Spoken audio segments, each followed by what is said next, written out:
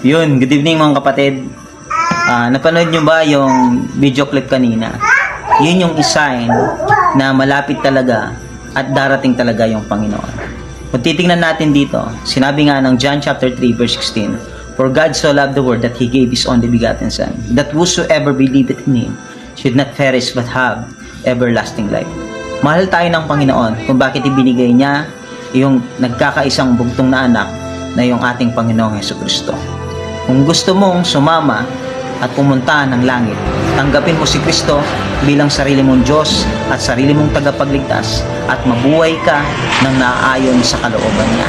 Kaya kung titignan po natin dito, meron sinasabi in 1 Thessalonians chapter 4 in verse 17, ang sabi niya, "Then we which are alive and remain shall be caught up together with them in the clouds to meet the Lord in the air. So shall we ever with the Lord. Wherefore comfort one another in these words." Ipinapakita lamang po dito na yung salita ng Panginoon napakahalaga.